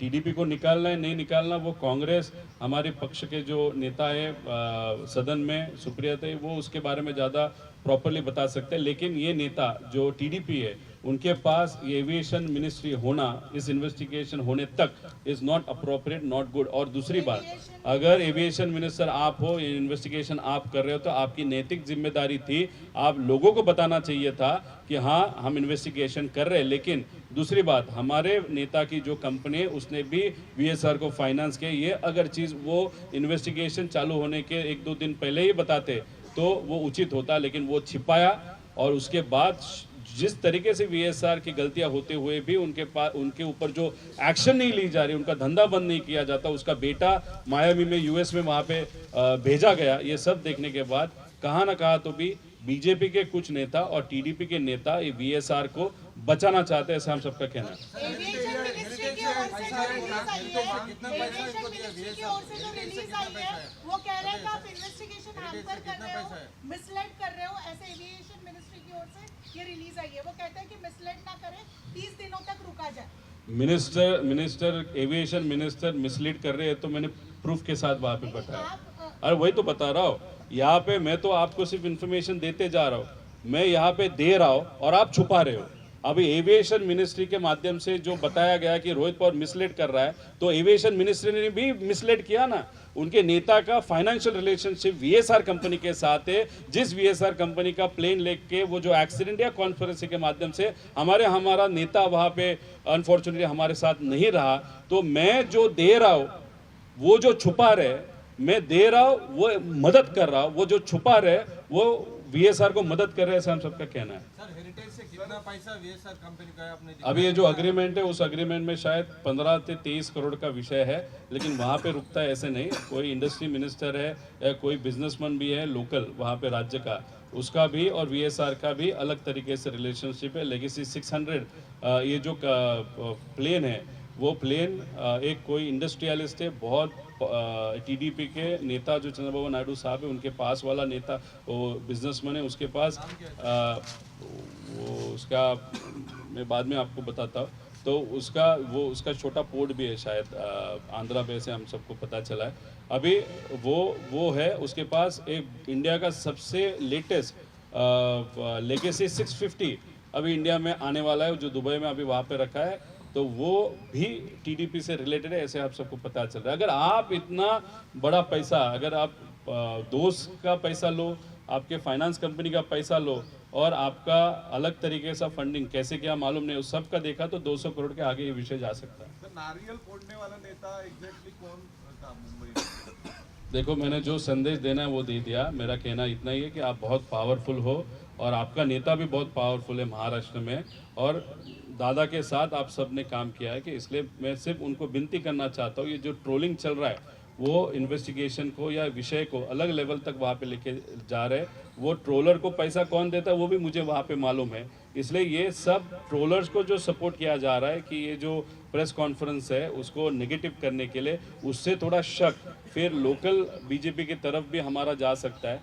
लेकिन हमारा कहना है कि ये जो भी रिलेशन है, कैसे भी फंडिंग किया होगा, कैसे भी प्लेन लाया होगा, उससे कुछ लेना देना हमको नहीं है, लेकिन सिर्फ आपके वीएसआर के साथ रिलेशनशिप है। इसलिए इन्वेस्टिगेशन में अगर आप इंटरफेरेंस कर रहे हो या करना चाहते हो या करोगे, वो चीज़ अच्छी नहीं रहेगी। सीबीआई जांच की जो मांग की है, सीएम ने लेटर लिखा है, डीसीएम ने सीएम साहब को, कैसे देखते हैं? नहीं देखो, अभी महाराष्ट्र से जो मतलब सीएम साहब को जहाँ पे लेटर लिखा था डीसीएम मैडम ने, वो ठीक है, अच्छी चीज़ है, लेकिन कुछ साल पहले शायद जब एकनाथ शिंदे साहब थे, वो जो परमिशन लगती थी महाराष्ट्र सरकार को सीबीआई को महाराष्ट्र में इंक्वायरी करने की, वो परमिशन की अभी ज़रूरत नहीं है। फिर भी उन्होंने लेटर अगर सीएम साहब को दिया होगा तो ठीक है, अच्छी चीज़ है, लेकिन थोड़ा सा लेट हो गया। फिर भी जितना आप सपोर्ट करोगे इन्वेस्टिगेशन को उतनी वो चीज़ अच्छी है, लेकिन जितना लेट करोगे उससे प्रॉब्लम भी होने वाला है because of paper manipulation and document manipulation. ये मेरा डर है। जय पवार ने भी एक पोस्ट लिखी थी, उसके बाद आपकी कुछ बात हो गई क्या? पार्थ पवार हो या जय पवार? नहीं, जय पवार के साथ बात हुई थी। उनका कहना है कि आपने जो प्रेजेंटेशन किया उसमें सब कुछ देखने के बाद जो हमारे मन में डाउट है वही आप वहाँ पे बोल रहे हो। उस तरीके की बात जब प्रेजेंटेशन महाराष्ट्र में मुंबई में हुआ था उसके शाम को जय के साथ वहाँ पे हुई थी, पार्थ के साथ भी हुई थी, ये भी विषय था और दूसरा भी एक नॉन पॉलिटिकल विषय उनके साथ था। कहीं ना कहीं सर ये स्टेट से सेंटर की ओर जिम्मेदारी जा रही है सीबीआई की मांग करने के बाद में। स्टेट एसआईडी और स्पेशल इन्वेस्टिगेशन टीम से सीबीआई की ओर जिम्मेदारी जा रही है सेंटर की तरफ। अब एक दूसरी बात जो यहाँ पे पता चला, जुबली हिल्स नाम का जो एरिया है जहाँ पे चंद्रबाबू नायडू साहब वहाँ पे रहते हैं, वहाँ पे हमको जो पता चला है कि वहाँ पे वीके सिंह जो है वीएसआर के मालिक, उन्होंने कोई प्लॉट खरीदा है।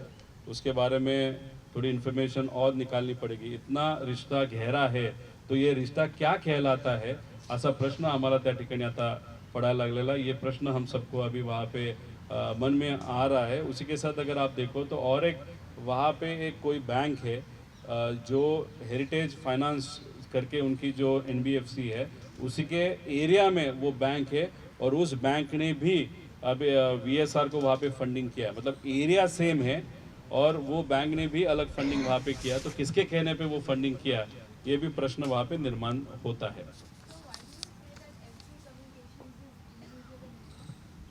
नो सी, ये जो भी प्लेन इंडिया में लाना होता है उस प्लेन के अंदर जो भी इक्विपमेंट इस्तेमाल किए होते हैं उसकी एक प्री अप्रूव्ड लिस्ट होती है।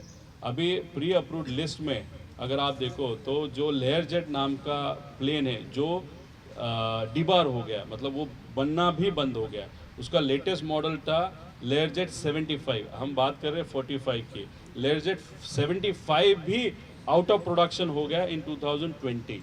अभी ये प्लेन बना था फॉर आर्मी, फॉर एयरफोर्स, लेकिन वहाँ पे वो चला नहीं, इसलिए थोड़ा बहुत चेंज करके, बहुत फास्ट प्लेन है, तो उसमें जो इक्विपमेंट इस्तेमाल किए हैं वो इंडिया में डीजीसीए के लिस्ट में वो रजिस्टर्ड नहीं है। तो अगर प्लेन वहाँ पे लाना है तो प्लेन का बॉडी, इंजन, उसी के साथ इक्विपमेंट्स, उसका अप्रूवल होना भी बहुत इंपॉर्टेंट होता है। जो लेयर जेट में इंस्ट्रूमेंट्स इस्तेमाल किए हैं वो हमारे डीजीसीए अप्रूव नहीं करती, उसकी लिस्ट में वो नहीं है। फिर भी हमारा कहना है ये 6 लेयर जेट जो वीएसआर के पास है वो अगर एसटीसी यादी में है ही नहीं, वो जो चीज़ें हैं, फिर भी वो रजिस्टर कैसे हुए, ऐसे हम सबका कहना है। उसमें एफडीआर और सीवीआर, ये जो दो है, एक तो सीवीआर 30 मिनट का कैपेसिटी है लेयर जेट के अंदर, इंडिया में बेसिक रिक्वायरमेंट है 2 घंटे की, फिर भी वो अप्रूव हुआ। और जो एफडीआर है वो उस कंपनी का अप्रूव नहीं है इंडिया में, फिर भी लेयर जेट के अंदर वो कंपनी का एफडीआर होते हुए भी वो अप्रूव हुआ। तो ये जो चीज़ें हैं उससे आपको पता चलता है कि डीजीसीए में बहुत बड़े लेवल तक मैनिपुलेशन वहाँ पे किया जाता है और इलीगल चीज़ें वहाँ पे इजीली की जाती है, जिसके कारण एक्सीडेंट हो सकते हैं। हमारा कहना है, हमारा नेता, हमारे अंकल वहाँ पे गुजर गए, वो हमारे पास नहीं रहे, लेकिन फिर भी इनका ऑपरेशन चालू है और उस ऑपरेशन के माध्यम से आगे जाके कोई अलग नेता या कोई अगर सेलिब्रिटी या बिजनेसमैन उनका एक्सीडेंट वहाँ पे हो तो उसके लिए जिम्मेदार कौन होगा, ऐसा प्रश्न वहाँ पे वो न हो। इसलिए हम सबका कहना है कि जब तक इन्वेस्टिगेशन पूरा नहीं होता, मेन रिपोर्ट नहीं आता, तब तक वीएसआर को आप उस कंपनी को ग्राउंड कर लो, क्योंकि पायलट जो अभी उड़ा रहे हैं उनकी भी सेफ्टी का विषय है।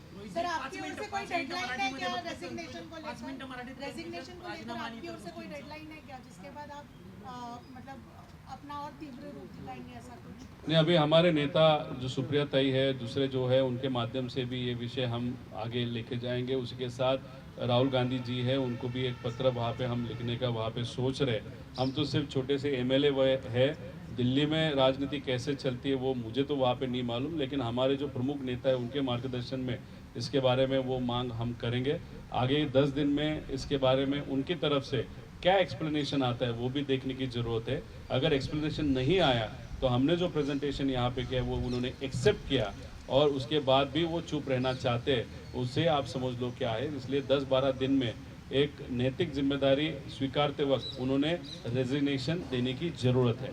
रस्त्यावरची लढाई जर लढावी लागली तर तुम्ही रस्त्यावरती देखील उतराल. सध्या तुम्ही मुद्दे मांडत आहात, लोकांपर्यंत जात आहेत. आता लोकांच्या मनात देखील काही प्रश्न आहेत, गरज पडली तर रस्त्यावरची लढाई लागणार. आम्ही प्रायमरी रिपोर्टसाठी त्या ठिकाणी थांबलेलो आहे. प्रायमरी रिपोर्ट जेव्हा केव्हा येईल तो रिपोर्ट कसा असतो, त्याच्यामध्ये काय त्यांनी केलेलं आहे ते आम्ही थोडंसं तिथं बघू. मोघम जर रिपोर्ट असेल तर मग रस्त्यावर आल्याशिवाय राहणार नाही.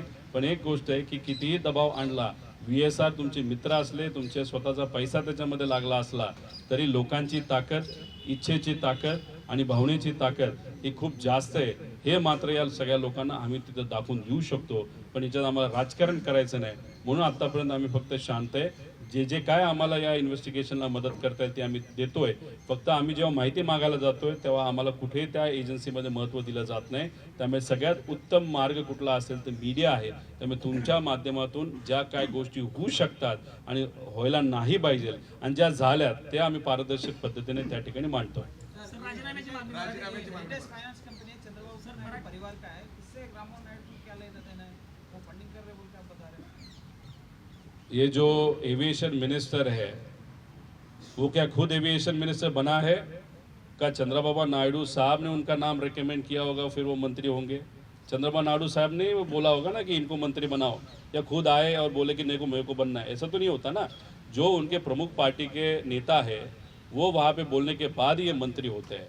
अभी प्रमुख नेता का फैमिली ही अगर VSR के साथ बिजनेस कर रहा है, फंडिंग कर रहा है, तो डेफिनेटली मांग यही होगी ना कि वहाँ पे ये जो VSR ये जो मंत्री है, एक तो उन्होंने रेजिग्नेशन लेना चाहिए और अलग तरीके से इन्वेस्टिगेशन लेके अगर TDP उनके VSR के क्या रिलेशन है वो CBI के माध्यम से यहाँ पे मांगनी होनी चाहिए. जो भी दूसरा पार्टी होगा आंध्रा से, उन्होंने अगर ये रिक्वेस्ट वहाँ पे की कि इसमें सखोल इंफॉर्मेशन आनी चाहिए, क्योंकि एक समझ लो आप, जो दूसरी पार्टी है उनके जो प्रमुख है उनके पिताजी के साथ भी एक एक्सीडेंट के माध्यम से जो हुआ है हम सब जानते हैं. तो उस विषय के बारे में वो डेफिनेटली भावनिक है.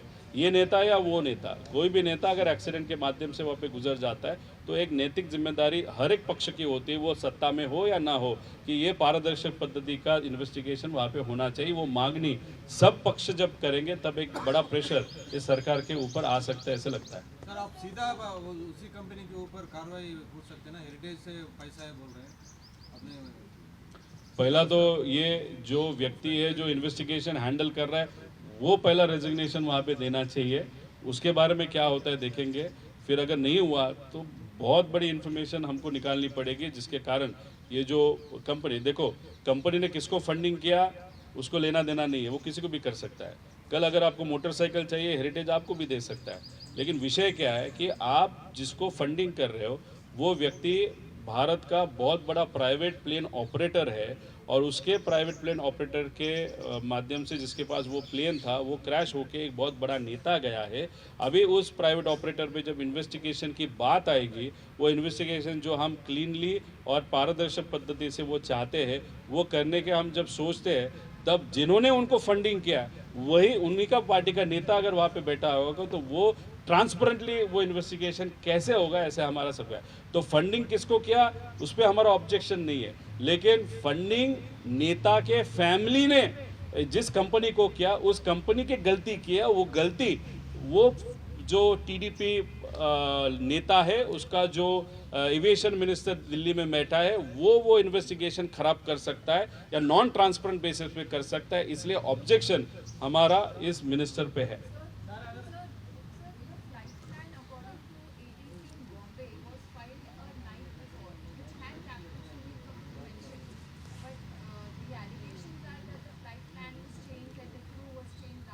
Rather, it was a little different. There were two other pilots whose name were given, and then it was changed, and then Mr. Kapoor and Miss Pathak, they were allocated on this particular plane, but they were at the airport at 7 o'clock in the morning, and flight took off say at 8:30 or 8:15 or 8:10.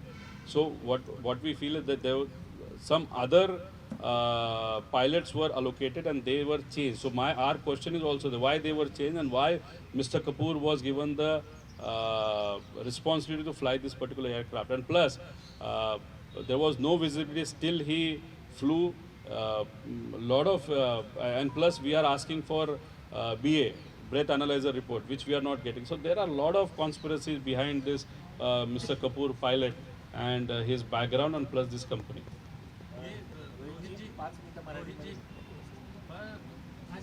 ज़्यादा तो कई बार aircraft से सफ़र करते होंगे VSR के, क्या पहले भी पायलट कपूर ने उनका विमान चलाया था? ऐसा कोई डिटेल आया है आप लोग के पास या नहीं? नहीं, चलाया होगा। बहुत बड़े बड़े नेताओं का प्लेन उन्होंने चलाया है VSR के माध्यम से, ये हमको पता चला है। लेकिन उस दिन क्या हुआ, वो क्यों नहीं बोला, क्यों ऐसा प्रेशर था, क्या ऐसा प्रेशर था, और CVR जो वॉइस रिकॉर्डिंग है वो ही ख़राब हो गए, ऐसा क्यों कहा जाता है? और जो चीज़ें हमने बोली थी कि ये हो सकती है, हमको डर लग रहा है, और वही चीज़ें इन्वेस्टिगेशन के माध्यम से ये मिल नहीं रहा, ये जल गया, ये डॉक्यूमेंट नहीं मिल रहा, रोहित सिंह बाहर गया, तो ये सब कुछ देखने के बाद हमारा जो कहना था कि ये कॉन्स्पिरेसी है, तो डेफिनेटली ये सब देखने के बाद हमको ये कॉन्स्पिरेसी ही लग रही है। लेकिन इसका इन्वेस्टिगेशन प्रॉपरली होना बहुत इम्पोर्टेंट है। सर, इसको कमर्शियल लिंक्स की वजह से ये पूरा हुआ होता है, ये कमर्शियल वैल्यू कितना हो सकता है? देखो, आपको बताया कि ये जो हेरिटेज फाइनेंस कंपनी है, उन्होंने इस एक प्लेन को 15 या 20 करोड़ के आसपास उन्होंने फंडिंग वहाँ पे किया है। वापस रिस्ट्रक्चर ये अग्रीमेंट हुआ तो शायद 20 करोड़ के लिए वहाँ पे हुआ था। उसके साथ एक TDP जो पार्टी है उसके पास वाला, मतलब बहुत क्लोज एक बिजनेसमैन है, उसका भी जो प्लेन है लेगेसी 600, वो भी VSR के साथ जुड़ा है। और एक नया लेगेसी 650 ने, वो मुझे नहीं मालूम, वो TDP का है, BJP का नहीं है।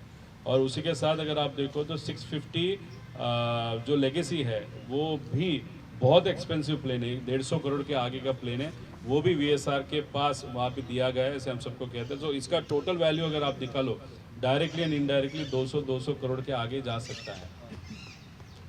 आता मराठी में मगाशी मी आपल्या सर्वांना इथं दाखवलं की भारताचे जे एव्हिएशन मिनिस्टर आहेत ते ज्या पक्षाचे आहेत TDP, त्या पक्षाचे जे प्रमुख आहेत चंद्रबाबा नायडू, त्यांच्या घरातले जे फॅमिली मेंबर्स आहेत त्यांची एक फायनान्शियल कंपनी आहे। त्या फायनान्शियल कंपनीली या VSR कंपनीला, म्हणजे जी दादांचं विमान, अजितदादांचं काकांचं जे विमान होतं ते ज्या कंपनीली मॅनेज केलं होतं VSR, त्या कंपनीमध्ये फंडिंग, फायनान्शियल फंडिंग हे चंद्रबाबा नायडू साहेबांच्या फॅमिलीच्या एका फायनान्सच्या बँकनी, त्याने NBFCनी त्या ठिकाणी केलं। आता मग तुमच्याच घरचे लोक जर VSRला पैसे लावत असतील, रोहित सिंगच्या लग्नामध्ये जर तुम्ही तिथं जात असाल, रोहित सिंग म्हणजे हा VSRचा डायरेक्टर आहे, मग अशा पद्धतीने तुमचे फायनान्शियल लिंक्स असतील, तसंच TDPच्या जवळ असणारा एक बिझनेसमन, त्याचं सुद्धा एक विमान VSR कडे असं आम्हाला कळतं। आणि भारतातलं सगळ्यात लेटेस्ट लेगेसी 650 हे सुद्धा दुबईला VSR कडे ठेवले, त्याचीही लिंक TDP कडे त्या ठिकाणी आहे। मग TDP आणि VSRचे एवढे घनिष्ठ आणि एवढे जवळचे व्यक्तिगत आणि कमर्शियल जर त्यांचं नातं या VSR कंपनीबरोबर असेल, तर मग आम्ही अपेक्षा कशी करायची की TDPचाच एक खासदार हा देशाचा आता तिथं एव्हिएशन मिनिस्टर आहे, विमान वाहतुकीचा मिनिस्टर आहे, मग त्याच्या माध्यमातून अजितदादांचा घात का अपघात याची इन्व्हेस्टिगेशन ही कशी पारदर्शक पद्धतीने होईल असा प्रश्न आम्हाला त्या ठिकाणी वाटतो।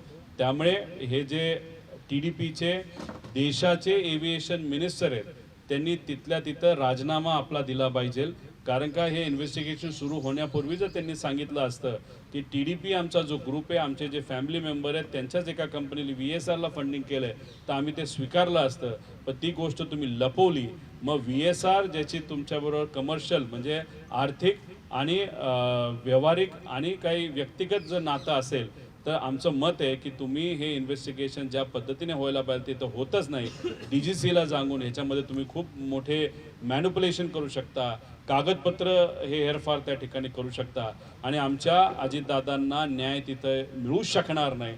म्हणून आम्ही या मंत्र्याचा राजीनामा त्या ठिकाणी तिथं मागतो आणि त्याच्याचबरोबर एवढे मोठे मोठे लोक, काही राज्यातले पण काही मोठे राजकारणामध्ये असणारे, महाराष्ट्र राज्यातले काही राजकारणामधले लोकसुद्धा याच्यामध्ये काही प्रमाणात आहेत या VSR कंपनीबरोबर.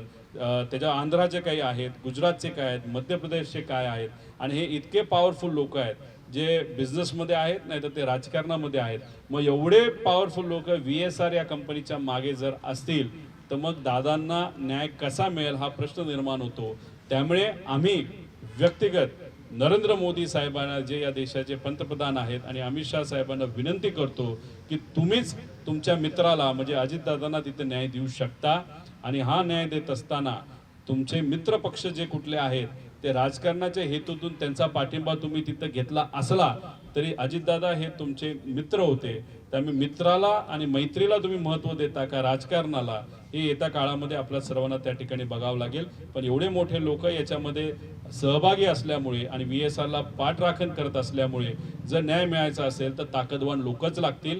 आणि आज जर बघितलं तर सगळ्यात पॉवरफुल लोक हे नरेंद्र मोदी साहेब जे पंतप्रधान आणि HM म्हणजे शहा साहेब आहेत, हेच त्या ठिकाणी देऊ शकतात.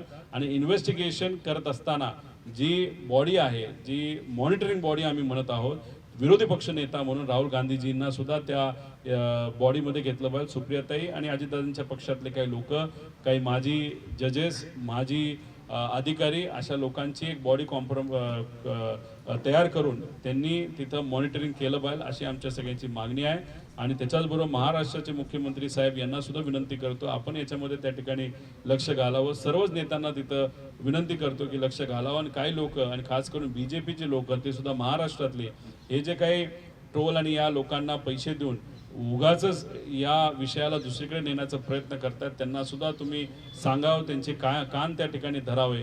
कारण तुम्ही जर BJPचे ट्रोल अशा पद्धतीने जर इथं या इन्व्हेस्टिगेशनला, या प्रेस कॉन्फरन्सला नाव खराब करत असतील तर लोकांच्या मनामध्ये एक शंका निर्माण झालेली आहे की असं का, आणि ह्यांना इन्व्हेस्टिगेशन नको आहे का, दादांच्या बाबतीत काय झालं हे यांना समजून घ्यायचं नाही आहे का, मग यांना भाजप का सपोर्ट करते, असे वेगळे प्रश्न हे लोकांच्या मनामध्ये त्या ठिकाणी निर्माण होत आहेत. जे लोक ट्रोल करत असं तुम्ही म्हणतात भाजपचे, त्या अनुषंगाने भाजपच्या काही नेत्यांशी तुमचं बोलणं झालं आहे का, किंवा त्या अनुषंगाने काही बोलणं? बघा, ते ट्रोल त्यांना फंडिंग हे BJP करते हे आम्हाला माहिती आहे. BJPची बाजू ते सातत्याने त्या ठिकाणी मांडतं. काही लोक त्यातली बऱ्याच वेळा जेलमध्ये जाऊन सुद्धा तिथं आलेली आहेत. काही ॲक्टरला पण त्यांनी त्या ठिकाणी ब्लॅकमेल केलेलं आहे. रोहित शेट्टीला पण त्यांनी ब्लॅकमेल केलेलं असं आम्हाला त्या ठिकाणी कळतं. त्याच्याचबरोबर असून अशा काही तिथं फिल्म इंडस्ट्रीमध्ये प्रोड्युसर आहेत त्यांना तिथं ब्लॅकमेल केलेलं आहे. बरंच काय आहे त्यांच्यावर काही एका TV माध्यमांनी सुद्धा केसेस केलेल्या आहेत. असे 10 पैशावाले ट्रोलला पैसे देऊन जर BJP तिथं मदत करत असेल तर आम्ही या मीडियाच्या माध्यमातून सांगितलेलं आहे. पण आम्ही काय जाऊन कुठल्या नेत्याचे पाय धरणार नाही असे थर्ड क्लास 10 पैशाच्या लोकांसाठी. त्यांना जर काय करायचं असेल तर करा, पण त्यांनी जर केलं नाही, त्यांनी असंच कंटिन्यू राहिलं तर मग कुठंतरी BJP पण या कॉन्स्पिरसीमध्ये इन्व्हॉल्ड आहे का असाही प्रश्न त्या ठिकाणी निर्माण होऊ शकतो. सीबीआय चौकशीची मागणी अजित पवार यांच्या पक्षाकडून केली गेलेली आहे. उपमुख्यमंत्री सुनेत्रा पवारांनी तसं पत्रही दिलेलं आहे आणि मागणी केलेली आहे. नाही, मागणी CBIची केली ती चांगली गोष्ट आहे. थोडंसं असं वाटतं की त्याला उशीर झाला आहे. पण खरं तर महाराष्ट्र राज्याने जेव्हा एकनाथ शिंदे साहेब मुख्यमंत्री होते तेव्हाच CBIला आपल्याला कुठं परमिशन त्या ठिकाणी द्यावी लागते असं ठेवलेलं नाही. CBI डायरेक्ट इन्व्हॉल्व्ह होऊ शकते. त्यामुळे मुख्यमंत्री साहेब तर लक्ष देऊन आहेत, CIDला त्यांनी त्या ठिकाणी लावलेलं आहेच. पण तसं बघितलं तर केंद्रात अमित शाह साहेबांना आधी सांगितलं असतं तर लगेच CBI सुद्धा इन्व्हॉल्व्ह झाली असते. पण ठीक आहे, काय हरकत नाही, प्रयत्न करणं हे महत्त्वाचं असतं.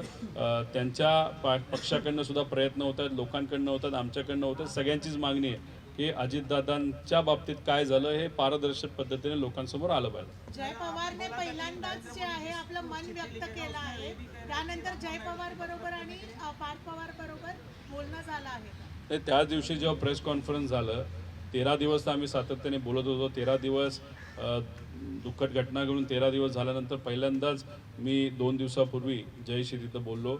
जयच्या पण भावना आहेत की काय खरं झालं हे कुठेतरी समोर आलं पाहिजे. पार्थही काही एका विषयासाठी आणि या इन्व्हेस्टिगेशनसाठी सुद्धा त्याचा त्या ठिकाणी फोन आला होता. सगळ्यांचीच इच्छा आहे की अजितदादांच्या बाबतीत काय झालं पाहिजे, कसं पाहिलं पाहिजे. पण आम्ही आमच्या लेवलवर पद नसताना, ताकद नसताना आम्ही लोकंसुद्धा तिथं मांडतायत बरेच आहेत. पण जे सत्तेत आहेत त्यांनी जरा अजून जास्त ताकद लावणं महत्त्वाचं आहे. आणि सगळ्यात महत्त्वाचं गोष्ट याच्यात खोलात गेल्यानंतर बरेच लोक या VSR कंपनीच्या पाठीमागं भक्कमपणे उभे राहिलेले आपल्याला दिसत आहेत. म्हणून शेवटी कोणावर तरी अजून ताकदवान व्यक्तीवर आपल्याला अवलंबून राहावं लागेल. ते आज ताकदवान कोण आहेत तर जे पंतप्रधान साहेब हे देशाचे, होम मिनिस्टर देशाचे आणि विरोधी पक्षाचे नेते म्हणजे राहुल गांधीजी या तिघांवर हे इन्व्हेस्टिगेशनच्या पुढचे दिशा ही अवलंबून आहे असं आपल्याला वाटतं. सर मोदी जी को आप एक लेटर लिखना बोला था, आज ही अभी मैं सिग्नेचर करूंगा और ट्वीट भी करूंगा, ईमेल भी उनको उनके ऑफिस पे करेगा कि राममोहन नायडू की गिरफ्तार गिरफ्तार नहीं, इन्वेस्टिगेशन उनकी होनी चाहिए. उसी के साथ रेजिग्नेशन की बात वहाँ पे हमने की है. दादा त्या पत्रावर सुप्रियाताईंची सही असणार आहे कारण सुप्रियाताई त्यांच्या पक्षाच्या लोकसभेतल्या गटनेत्या आहेत. पंतप्रधान मोदींसोबत मागच्या अधिवेशनात त्यांच्या भेटी झाल्या आहेत. अरविंद सावंत यांनी हा मुद्दा पुढच्या अधिवेशनात घेण्याचं म्हटलंय. तर तुमच्यासोबत सुप्रियाताईंची सही असणार आहे का पत्रावर? नाही, आता मी इथं पत्र ते लिहून तिथं ईमेल करणार आहे. पण सुप्रिया आत्यांशी आम्ही बोलणं झालं. सुप्रिया आत्यांचं ताईंचं असं मत आहे की अधिवेशनामध्ये आम्ही सगळ्यांनी आता ठरवलेलं आहे की येणारं जे सेकंड पार्ट आहे, पार्ट 2 अधिवेशनाचा, त्या अधिवेशनामध्ये सुप्रियाताईच या इन्व्हेस्टिगेशनच्या मागणीचं लीड त्या ठिकाणी करणार आहेत.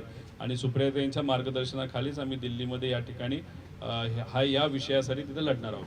पक्षाचं विलिनीकरण झाल्याच्या नंतर छगन भुजबळ हे राज्यसभेवरती जाणार होते असं अमोल कोल्हे म्हणाले आहेत. ते म्हणाले की अजितदादांनी पक्षाच्या बैठकीमध्ये असं आम्हाला एकदा सांगितलं होतं, जी विलिनीकरणाची जी बैठक झाली होती तुम्ही त्या बैठकीला अनेक वेळा होते, तुमच्यासमोर असा काय विषय झाला होता? एक तुम्ही समजून घ्या की 100 वेळा जर अजितदादांची बैठक त्या ठिकाणी झाली असेल तर 60 ते 70 वेळा डॉक्टर अमोल कोल्हे हे त्या बैठकीमध्ये होते. कारण का दादांची इच्छा आणि आमच्या सगळ्यांची इच्छा होती की जेव्हा हे दोन्ही पक्ष एकत्रित येतील तेव्हा प्रदेश अध्यक्ष हे डॉक्टर अमोल कोल्हेच त्या ठिकाणी झाले पाहिजे. आता याच्यामध्ये काही बैठकीत मी होतो, काही बैठकीत मी नव्हतो. पण डॉक्टर अमोल कोल्हे जे बोलत आहेत ते खरं बोलत आहेत एवढं मात्र या ठिकाणी मी आपल्याला सांगतो.